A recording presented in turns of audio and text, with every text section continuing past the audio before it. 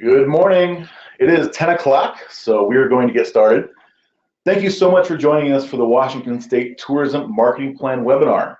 My name is Mike Moe, and I'm the Managing Director of the Washington Tourism Alliance. With me today is Stacia Allen of GreenRubino. In a moment, she'll be walking you all through the new marketing plan. Throughout our presentation today, we want to answer your questions, but there are about 165 people who have registered for this webinar. So that's too many people to do it in real time. So if you have questions, please email them to me at mike@watourismalliance.com. I'll make sure your questions get answered, and I'll post a document with all of today's questions and answers on the marketing plan page of our website. We will give you a link to that page at the end of the webinar. Now, before we get started, I'd like to give you a short update on our legislation. I know many of you have been supporting our cause by contacting your legislators. As hopefully you know by now, the Senate Bill 5251 passed unanimously on Saturday. So thank you so much for all of your hard work. The bill now moves on to the House. This morning it was referred to the Community Development, Housing, and Tribal Affairs Committee. Our hope is that it will soon pass through the House and eventually on to the governor for signature. But now is the time to reach out to your House representatives and let them know how important this bill is to you and your business. Expect more legislative calls to action from me as we move through this process. If you haven't received from me a legislative call to action yet and want to be involved, again, please email me at mike@watourismalliance.com, and I'll make sure to get you on our advocacy list. Thank you again for all the support you've given our bill. When this bill gets signed, it will be because of your support. Now, moving on to the marketing plan. Last summer, the legislature allocated some money for the creation of a new statewide tourism marketing plan. Now, the dollars weren't allocated to the WTA, but to the Department of Commerce, who was directed to work with the WTA in creating this plan. A committee was formed, made up of the WTA board members and staff, as well as 3 staff members from Commerce. The committee put together and released an RFP, which garnered 12 proposals.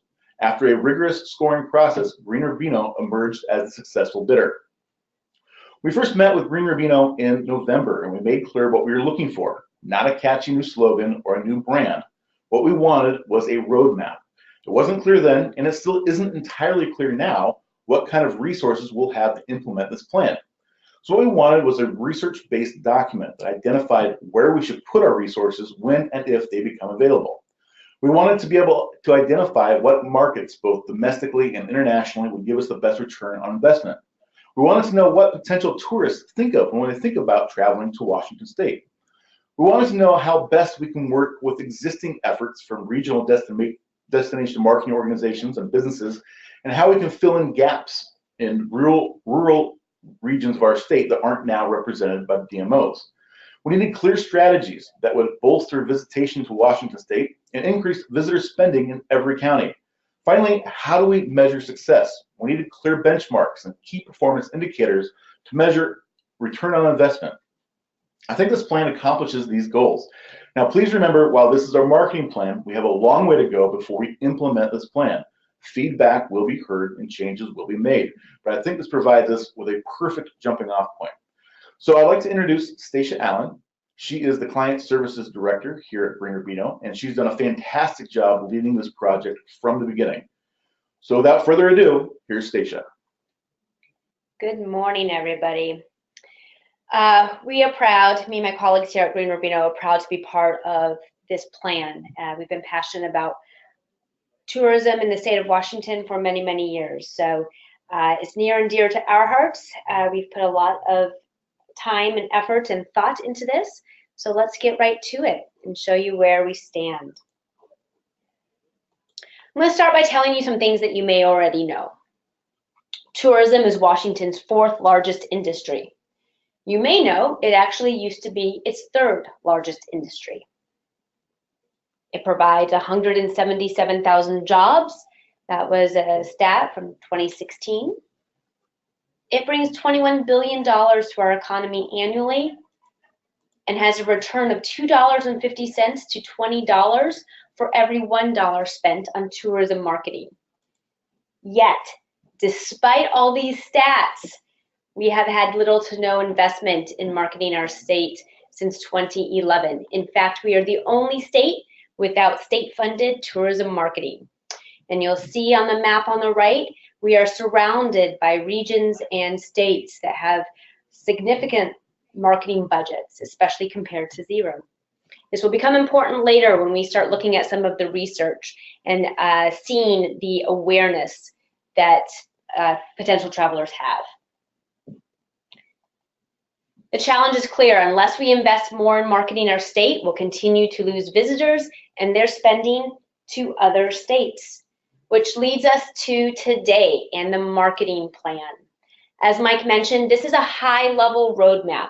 We do have some tactical suggestions and directions in there, but this is supposed to be a plan that can be followed when dollars become available.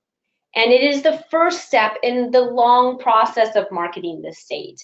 Subsequent steps may be branding the state. It may be creating a creative campaign. It may be a crisis communications plan. This is, again, the first step. And it is based in research. It is data that has driven these recommendations. They are not subjective. So let's start with some goals. These goals were provided by both WTA and Commerce to help guide this plan. They are: we need to attract net new visitors from out of state and internationally. We need to attract more visitors to locations beyond the urban gateways, particularly the rural and tourism-dependent regions of the state. We need to highlight the natural wonders and the outdoor recreation opportunities of the state, and they are everywhere. We'll get into that in a little bit. We need to support our industry partners through education, training, and co-op opportunities. Lastly, offer communication assistance for tourism areas impacted by both man-made and natural disasters. So the research is where we started, and we did a ton of research, as you can see on the right. We did a statewide ethnographic survey, and what that is traveling through the eyes and experiencing the state in the eyes of the traveler. What they see, what they hear, who they talk to, the businesses they frequent, the restaurants they eat at, the experiences they take in. It's seeing it from that traveler standpoint. We also did input meetings with the WSDMO, WTA, and Commerce. We had an online survey to industry partners and DMOs across the state. We had interviews, phone interviews with key stakeholders. We did a survey to 1,400 out-of-state travelers. We did social media listening on 2 different platforms. We did an analysis of our competitive state marketing activities and budgets. And then lastly, but not least, we did a review of international tourism studies. So let's dive into what some of the results are. When we asked, what is the best thing about Washington? This is an open-ended question. That's what unaided means. It means we did not prompt them with any answer. This is just what they gave us at the top of their head. Asked about the best things of Washington, we heard things about beautiful scenery and nature and food and beverage. And you'll see these trends, and I'll mention these trends over and over again. But again, these are the assets that people think of most when they think of Washington State.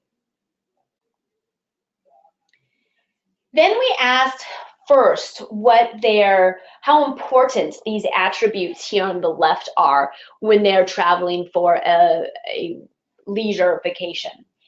We first asked the importance, that's the gray line, and then we asked them how Washington State performs against those attributes. Again, you'll see strength in outdoors. You see a geography mentioned, outdoor activities, parks and gardens, natural beauty. You see those themes coming up a lot. One place where we do have an opportunity is in relaxation. You'll see here in the second attribute that our performance is under the importance. And you know, maybe this isn't surprising. Western Washington is known for innovation and technology. We need to raise the awareness levels of the other attributes and assets that we have in the state. We showed them this map. This is a map that currently lives on experiencewa.com, and it is a way to categorize the geographies within the state. So we showed them this map, And then we ask them a few questions, again, on their awareness of each area and their intent or preference to visit. So a couple things I'm going to talk about here. First, here on the right are awareness levels. And you'll see that Metro Seattle has very high awareness, unsurprising. You will notice that the awareness levels for the rest of the region drastically drop after that. What's fascinating, though, is that the interest level does not drop. There is high interest level for every region of the state compared with the awareness level that they have. So when we see low awareness but high interest, that just screams opportunity, opportunity, opportunity. There is a great area here for us to capitalize. Attitudinal statements. So asking people how much they agree with these statements as they are a traveler here. What do they like? What do they like to feel? What type of experiences do they want to walk away from? And they, again, we're seeing themes of people who are adventurers. They want an adventure out of their trip. They want food and wine experiences. They want to discover things that they haven't seen before. All bodes well for what we have here.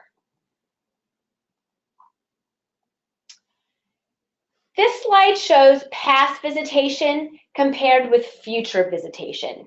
So past visitation, people who have traveled to Washington State, you'll see that we're at 33%. California, not surprisingly, is above us, and a lot of Western states there going down. What's interesting is if you look at the future visitation column and where we stand. In this case, the percentages aren't as important.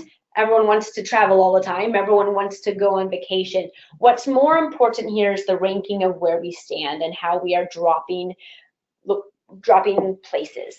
We are surrounded by regions like British Columbia and states like Oregon and Colorado and Nevada, all of whom have high marketing budgets to spend in attracting visitors to their state. And lastly, from this part of the research, we'd ask people about their sources of inspiration. Where do they go to dream up their vacation? Where do they go to research and learn about where they want to go? Online is very high, closely followed by people recommendations, friends, family, and that could be through social media sites, whoever they consider their community, followed then by television, print, and radio. In the research, we heard some very fascinating quotes, and I wanted to pull out and quickly read these two. They are open-ended questions, again, when asked about what people like about Washington State. This is what someone filled in their blank comment box here because they wanted to tell us what they thought. We could not pay people to say this great things. They are the diversity of its landscape, bustling big cities along with lots of natural outdoor beauty and adventures. I've heard that the food is good and the state is great for exploration. I love that. Another one here. Washington is one of those states where you can travel to different parts of it and it all changes. If you want the ocean, you're 1 hour away. If you want to go to the desert, you're now at the desert. It's just a beautiful state. Obviously, these people understand what we have here within Washington. Our job is to make sure that it's not limited to the few who know about the comprehensive attractions and assets that we have, but it's more prevalently known.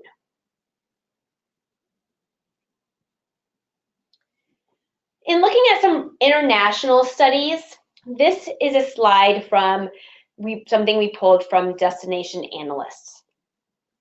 And it is TOM, stands for top of mind. So when asked, these are international travelers, when asked what they want to go see, what are the destinations that in the US that they want to visit, you'll see a lot of cities on this list, a lot of them. And yep, Seattle's on there, not surprisingly. I think we're number 21 on that. But what's interesting is you do see some states. You see some states that have a lot of marketing dollars put behind it. But what I like even more about this is that you see a lot of nature. You see the Grand Canyon, you see national parks, you see Yellowstone. We have a lot of that here. You also see other attractions like museums and beaches. Again, they are looking for the assets, they are looking for the experiences that we have within the state. Moving on to our ethnographic study. We had an ethnographer, and he traveled by planes and trains and cars and ferries, and he went all around the state. The full list there is on the left. And his goal was to, again, experience what it's like to visit these rural and tourism-dependent areas as a tourist would. Talk to their business owners, talk to the people who are dining next to him, talk and find out what is so great about each area. We found some wonderful things. First, we found that food and beverage, there are gems in every corner of the state. Now, it's not just that you can go and find a restaurant anywhere, because that's not unique. What's interesting are these people, they purposely opened their business. Some even moved from other states into Washington to start their business because they wanted to be surrounded by the innovators in their industry. They wanted to be fueled by the sense of entrepreneurialism that is around them. So they opened breweries and distilleries and restaurants, and they're thriving, and they wanted to be at a place that felt good to them. So we have representative here from Goldendale to Spokane, from San Juan Islands and Republic. Again, every corner of the state. We also found beauty and recreation in every corner of the state, whether that be hunting or the water. It could be a hiking trail, biking, and sometimes beauty is something that you experience, and sometimes it's something that you observe.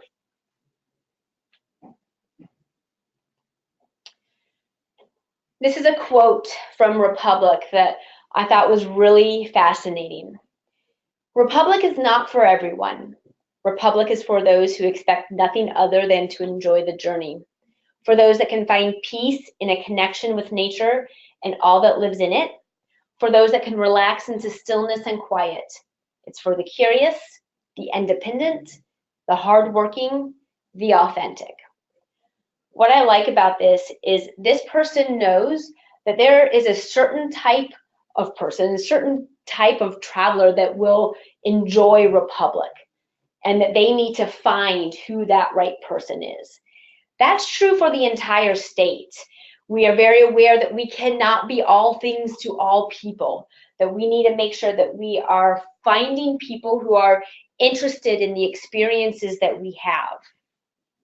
And so to that point, we define broadly who our audience needs to be. They are outdoor recreation seekers. They are foodies and wine drinkers. They want an authentic Northwest experience. They know what we have here. They know they want to come and experience the beauty and the food and the beverages. They know they're not going to get a Florida experience when they come up here, for example. And they need to be road trippers. No matter what, our goal here is to pull people out of urban gateways through the rest of the state, especially those rural and underserved areas. And in order to do that, they need to hop in a car at some point. We need to find the people who are comfortable doing that, who like that type of experience with their vacation.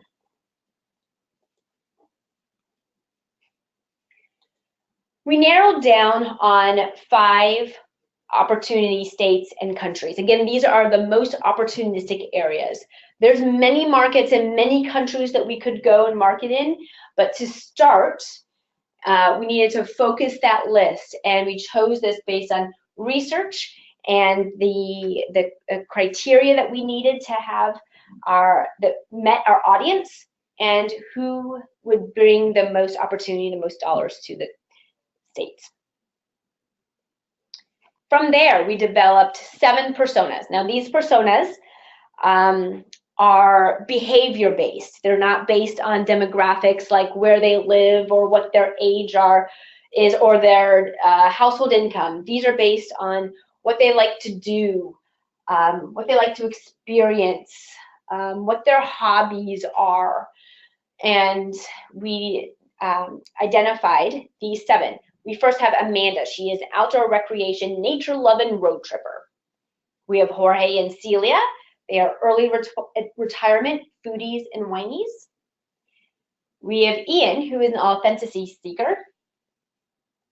We have Jai and Bin, national park collectors. Travis and Nicole, who are see and do-it-allers leisurely. Trevor and Claude, urban to rural curators. And lastly, Aaron, the out-of-state outdoorsman. Now, for the sake of today, and I can talk all day, but we only have a certain amount of time, we're going to go through 3 personas and then the customer journey that follow each of the personas. You can get the full details on all 7 in the marketing plan, but for today, we'll start with Jorge and Celia. They live in Austin, Texas.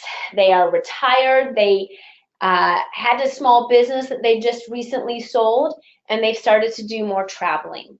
They've been to Napa. They really enjoy that.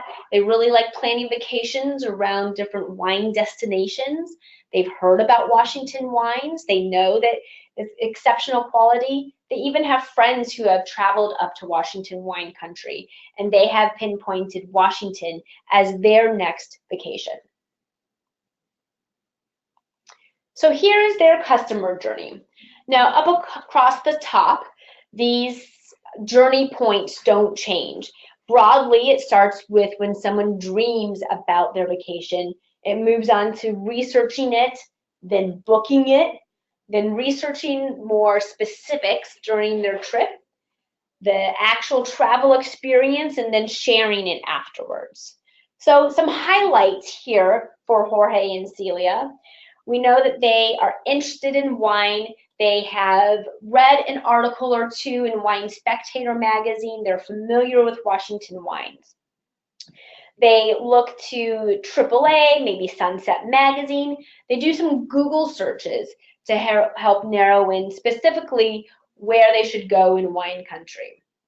They may talk to their friends who have already been here, where they went, what they were looking for, and that helps to influence them. They know they need a car because that's part of traveling and touring the wine country, whether you're starting in Woodinville and go down to Walla Walla and everything in between and beyond. They want to add golf to their trip, so they do some research about golf along the way.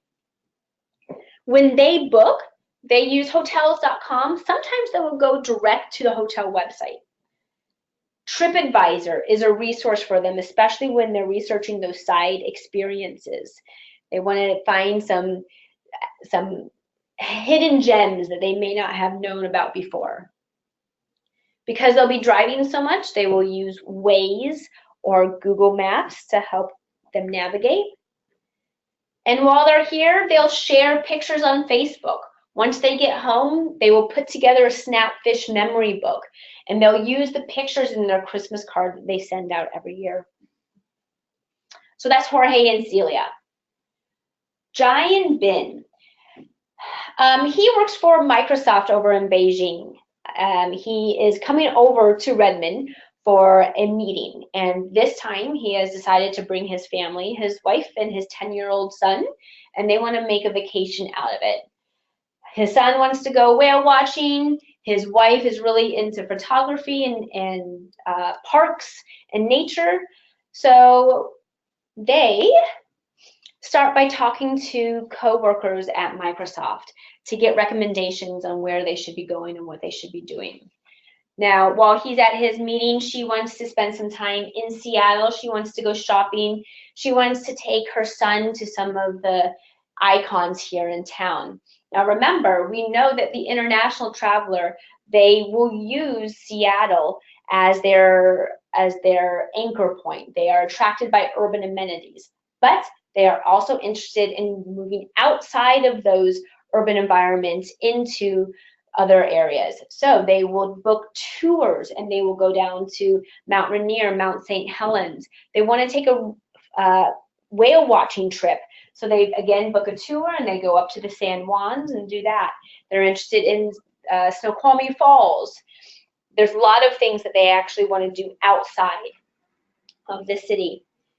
They'll share videos. They'll look at social media to help with their decisions and sharing afterwards. Aaron. Aaron is the out-of-state outdoorsman. He's a hunter and a fisherman. He has a brother that he goes hunting with every year, and they often go to the same place. They like to try new places every now and again. And the girls are learning how to fish, and he likes to take his girls out and do fishing as a part of this annual trip that he does with his brother. So the whole family, plus brother Phil, hop in a car, and they make their way up to Colville. What they do while they're there is, well, actually before they get there, they start to research. Moving on to the customer journey here. They consult the Washington Department of Fish and Wildlife to get information about the best hunting destinations and the best fishing lakes.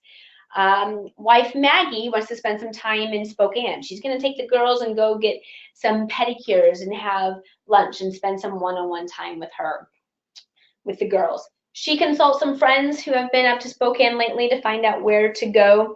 Aaron's interested in hitting a brewery and maybe a distillery as well after their fishing trip and hunting trip.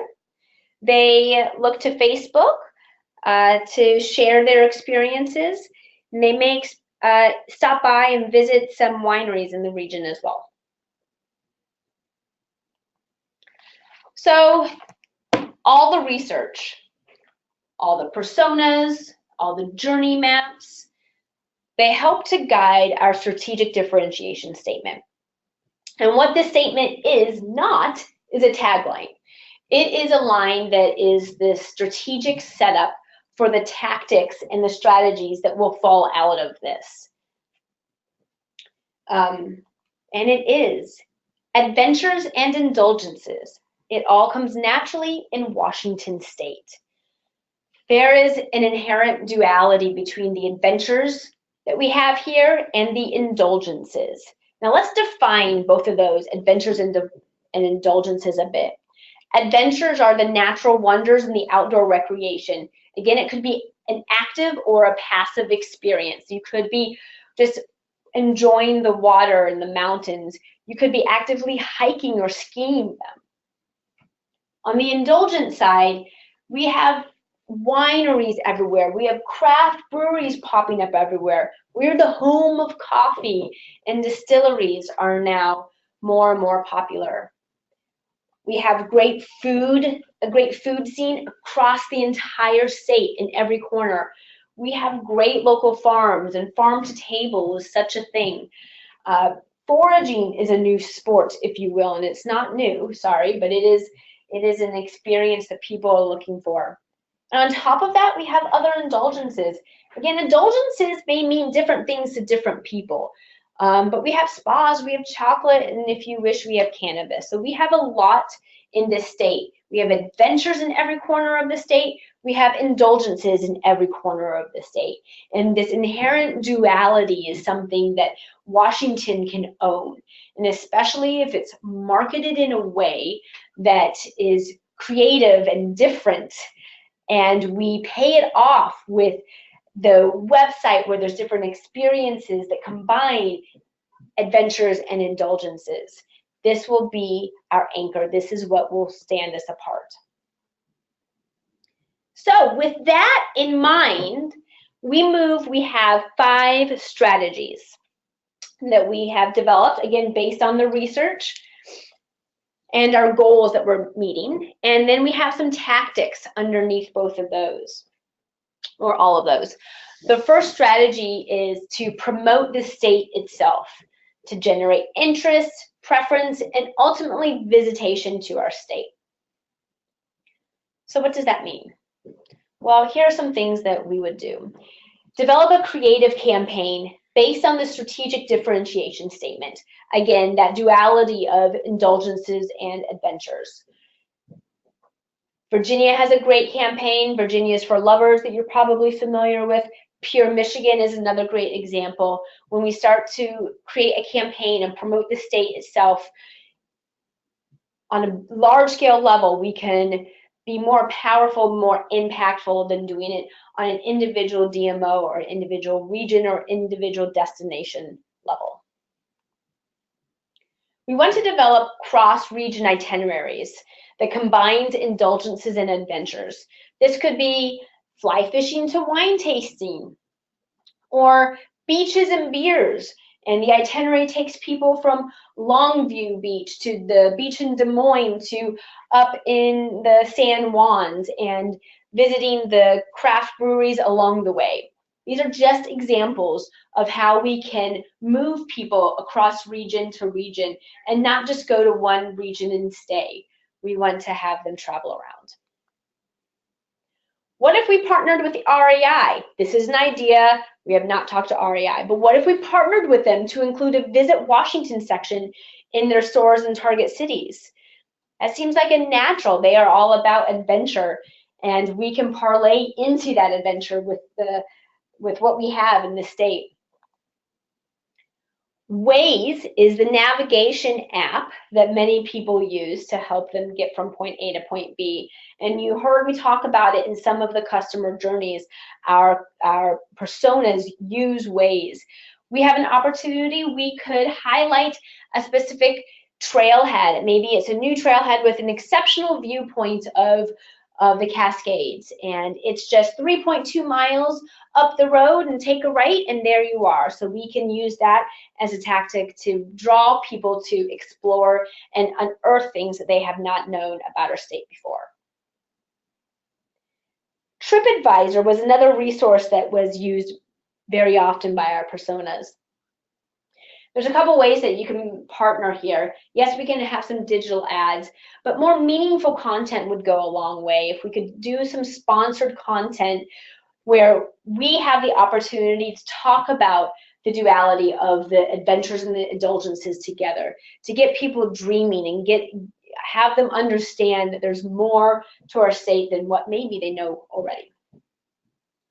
We could create a social media campaign. You can almost envision this side-by-side image on Instagram where you have an indulgence on one side and an adventure on the other. And this could be geotagged. You can visualize that whole campaign. Strategy 2. Develop a prioritized set of marketing tools for industry partners. Obviously, we need to set them up for success, and we need to generate those matching funds for the state. So what does that mean? First and foremost is develop trainings for industry partners. This toolkit to us is more than co-op opportunities, although that is included. We'll get there in a moment. But we have the opportunity to help to train our industry partners as we need to. So, and that could look like a few different things. It could be a webinar. It could be for small businesses. Maybe it's SEM is search engine marketing best practices.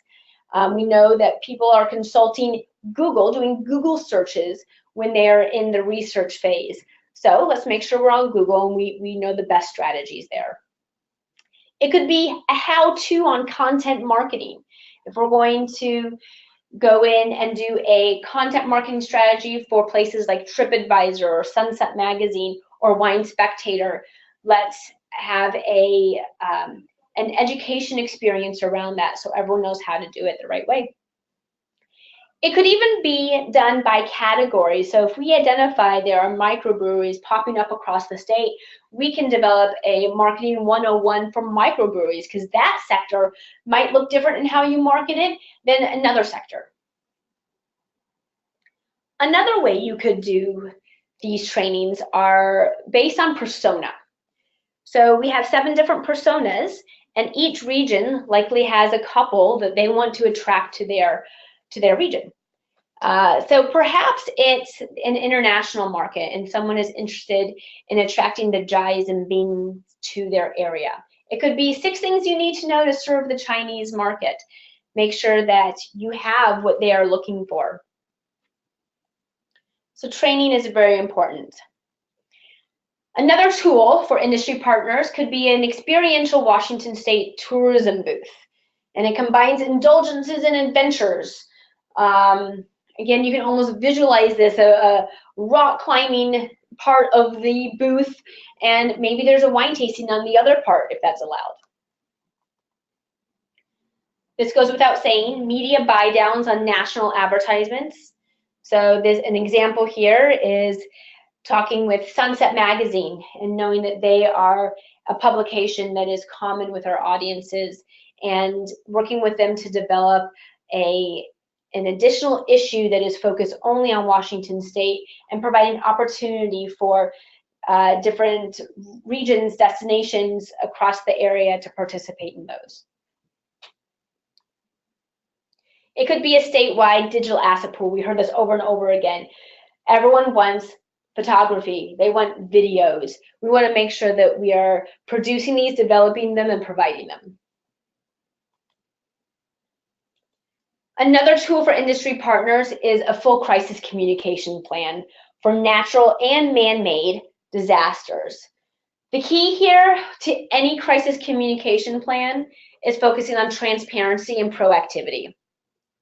Now, whereas in this marketing plan, we don't give full tactical details, we do provide a high-level roadmap to what should be included in that full crisis communications plan. That would be a subsequent phase of marketing to the state.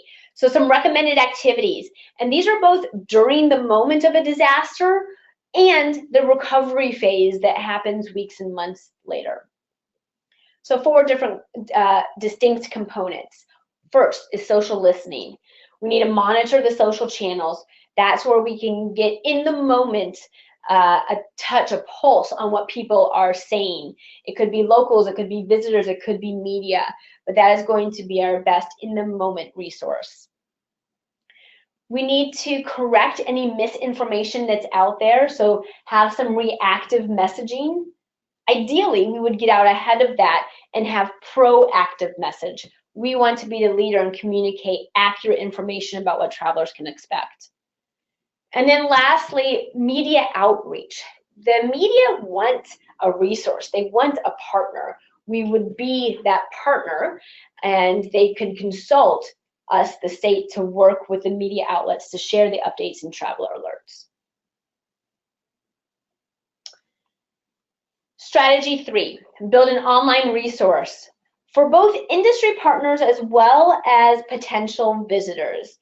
So right now we have a website, experiencewa.com. What we're missing right now is an industry site, and it is just as important as the visitor site per our earlier strategy. So what does that look like from an industry standpoint? It's a resource. The website needs to have information. It has to have research and trends and data so that they have information at their fingertips to help them make marketing decisions. It should allow them to connect with other groups. It can be a sharing platform where they solicit feedback, where they can interact and find out what's worked and what hasn't worked, and create a conversation in a discussion forum on the site. And of course, there should be searchable co-op opportunities. And this can be pretty robust so that the ability is there to search by category, by cost, by audience or persona, by season, it could be by region, it could be by adventure or indulgence. From a visitor standpoint, it means a searchable map to include all the trailheads, the breweries, the wineries, outdoor outfitters, the hunting destination, fishing holes, the chocolate factories, the spas, and again, all of this can be categorized. Perhaps we let people search by persona. Let's have them identify who they are, and then serve them up suggestions for activities and itineraries. We could have a feature that suggests an indulgence for every adventure. So if someone selects they want to go to Mount St. Helens, we can pair with them the perfect indulgence for that adventure. And vice versa. If someone's choosing a wine taste, we can say, well, did you know that there are some great walks and hiking trails within 5 miles of that? And lastly, we suggest localization in German and Chinese. Those are the countries that are on our short list that would have translation needs. And then it's not just localization as far as language, it's also as far as content. Let's make sure that the content there is relevant to what they're looking for. So for Chinese, maybe that searchable map also includes the most photogenic areas or the best picture spots, you know, in a certain region. Strategy 4, create marketing programs designed for specific countries. This is for our international audience. We want to pull them out of the urban gateway into the rural and tourism-dependent areas of the state. So some ideas on this. We've broken this up by target country. For China, we want to build on the good work that the Port of Seattle and Visit Seattle have already been doing for many years here, and leverage that work in as far as trade shows and trade trips. Second bullet point here is to partner with some of our larger tech companies who have international employees and build a concierge service. So when we know when they come into the state that they likely will stay and visit. So let's have an at Microsoft concierge, tourism concierge, who recommends places where to go. For the UK, we know because there's nonstop flights between London and Seattle that we're seeing more people from the UK coming. Well, let's capitalize on that. Let's partner with Delta. Let's do some in-flight content. Maybe it's in their magazine, maybe it's some of their video content, maybe it's their flight attendants talking about, hey, my latest, what I did last time I was here, or did you know you can go and do X, Y, and Z here in this state. You can go to the rainforest and you can go to the beaches, all within a day. Germany and Australia are very similar as far as their travelers come for an extended period of time and spend a lot of money when they're here. So we want to focus on the areas that are most interest to them. We know microbreweries, for example, is of interest. So maybe we have a whole earned media strategy around the micro distillers, microbreweries, legal cannabis, and that is a focus for those countries. Canada's, especially BC, is more like a state in terms of how we're marketing because it's a drive market, it's very close. But there are still some unique opportunities. We know that they come down and they shop. And you'll know that if you've been at any Costco near the border, they come down and they like to shop here. Well, how do we communicate to them that there's more than the shopping that's down there in Bellingham or at the outlet malls? Let's make them aware that there is more. Even within an hour or two drive, they can go east through the mountains, they can go west to the San Juans and have them extend their trip when they're down here. We can do that maybe an outdoor board to help with them, or maybe it's even partnering with the outlet stores or the shopping destinations. Let them know that there's more to our state. And that leads us to strategy 5. This is small scale destination development. This is intended to help rural destinations to identify the assets. We need to, of course, evaluate those and prioritize the projects, but this is based on what we heard when we did a lot of our interviews to start off this whole process. So the first one opportunity here is that rural DMOs told us that many European tourists would like to better understand the native population. So one idea came from Colville tribe, and they would like to see a Colville tribe-based driving itinerary where it has historical markers, and it's just another one of those itineraries where we have to build that infrastructure a bit in order to execute on it. Great opportunity. Another thing we heard, especially from the rural regions, such as wine country, they said that there's a lack of higher end accommodations. And when we are attracting people from out of state who want that type of experience, they want a wine and a foodie experience, they often want higher end accommodations to go with that. There's an infrastructure need here to help satisfy that. And lastly, agritourism is a huge opportunity, and we've started a little bit, but we can grow and expand that. It's maps, it's signage, it's a section on the website, it's listing. This is, again, a larger initiative, more of an infrastructure that has to be developed in order to support a full agritourism program. So those are our 5 large strategies. These are just a handful of the tactics. Again, the full marketing plan is over 100 pages long, and there are many, many more suggestions, opportunities, and recommendations in there. We today wanted to pull out just a handful for you so you can get a feel for the types of programs that the state could invest in once the money and the funds come. So once we do all of this, we need to measure success. That's an important component to it. On the left, we have some of our key performance indicators. This is the data that we will look at to determine the success of the plan. It includes visitor-related spending and volume, state and local tax and lodging revenues, tourism jobs and employment in different tourism-related sectors, mind share. Mind share is defined as the interest and intent of someone to visit the state. Dollars generated by the co-op opportunities, by the industry partners in order to get the matching funds. Visitor website metrics, and even media metrics. We have lots of indicators there that we can be tracking. And on the right are the measurement sources, the places that we will go to get that information. And it could be things like the Dean Runyon study, state-generated revenue reports. In order to get mind share, you need to do some awareness research, some primary research. Social listening is a great tool that can help us also get to mind share. Of course, things like Google Analytics and DoubleClick, which are both platforms used to measure website and advertising performance. And with that, there's the full plan.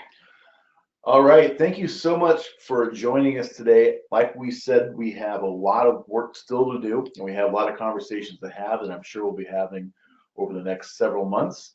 To download the full plan, go to the WATourismAlliance.com website /marketing plan, and you can download the plan there.